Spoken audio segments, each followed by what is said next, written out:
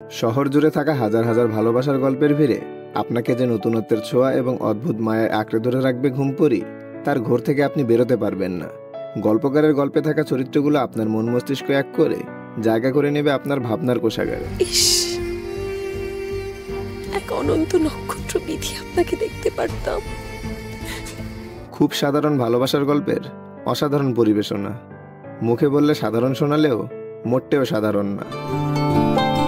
গাছের তুমি ঝাপসা ভীষণ, অসীম রেখায় কালো, হাত বাড়িয়ে ছুতে গেলেই হাওয়ায় মিলিয়ে গেল।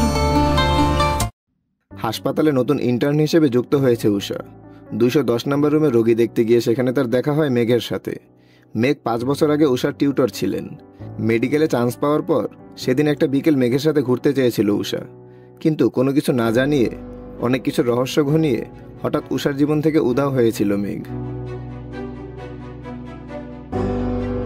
5 বছর পর এই কেবিন রুমে তাদের দেখা। কেবিনের বিছানায় যিনি অচেতন হয়ে শুয়ে আছেন তার নাম জ্যোতি। কেবিন রুমটা সাজানো হয়েছে একটি সুন্দর ঘরের মতন করে।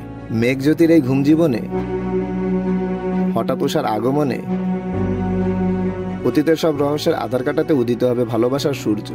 হাসপাতালে ছোট্ট একটা কেবিন রুমে শুরু হওয়া গল্পটা পুরো শহর ঘুরিয়ে কোনো এক পাহাড়ে গিয়ে সমাপ্ত হয়। অভিনয় তার মূল পেশা নয়, তবুও কি অসম্ভব ভালো একজন অভিনেতা হয়ে উঠেছেন প্রীতম হাসান।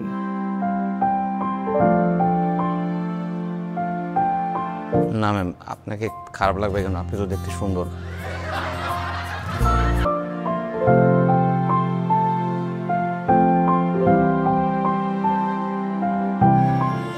বিশ্বাস সম্পূর্ণ মানসিক প্রশান্তি উষা। আর তানজিন তিশার কথা কি বলবো, প্রতিটা দৃশ্যে তার বলা সংলাপ কিংবা তার মহিমান্বিত সৌন্দর্যের পরিবেশনা দৃষ্টিকে দারুণ প্রশান্তি দেয়।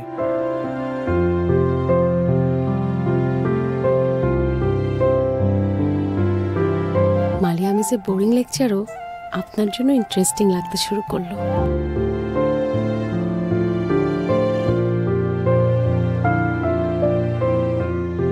গাছের তুমি ঝাপসা ভীষণ, অসীম রেখায় কালো, হাত বাড়িয়ে ছুতে গেলেই হাওয়ায় মিলিয়ে গেল।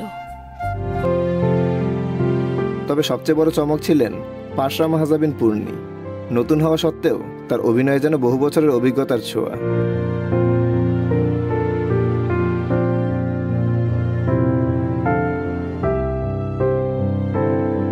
আমাকে অসহ্য লাগছে, চলে যাব।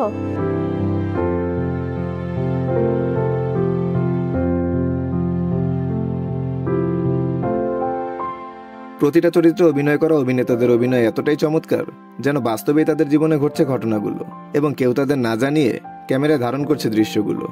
মানচিত্রে থাকা স্টিকার সহ পুকুরে পানিতে প্রতিবিম্ব না দেখানোর মতো ছোট ছোট ডিটেলসগুলো অনেক ভালো লেগেছে। নির্মাতা জাহিদ প্রীতম মুভিটার ঘটনাগুলো খুবই সুন্দরভাবে সাজিয়েছেন। মুভিটার ব্যাকগ্রাউন্ড মিউজিক এবং চরিত্রের সংলাপগুলোর মধ্যে থাকা বাস্তবতা সত্যি হৃদয়স্পর্শী। অল্প কয়েকটা সংলাপ শোনাচ্ছি, তবে মুভিতে এগুলো কে, কাকে, কোথায় এবং কেন বলেছে সেটা মুভি দেখলে বুঝবেন। মানুষ অপেক্ষায় বাঁচে, আর অপেক্ষা বাঁচে আশায়। ভালো তো সবাই বাসে, আগলে কজন রাখতে পারে। আমার পছন্দ মেঘ। আম্মু বলতো মেঘ হচ্ছে আকাশের গয়না। আমরা এমন অনেক কিছুই চাই যেটা পাওয়ার জন্য আমাদের অপেক্ষা করতে হয়। কারো অপেক্ষা শেষ হয় আর কারোটা শেষ হয় না।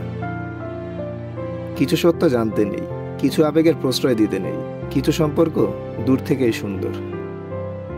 কখনো পাবে না জেনেও যারা প্রিয় মানুষের অপেক্ষা করে, ভালোবাসা শব্দটা তাদের জন্য জন্ম হয়েছে, বাকি সব মিথ্যা পিছুটান।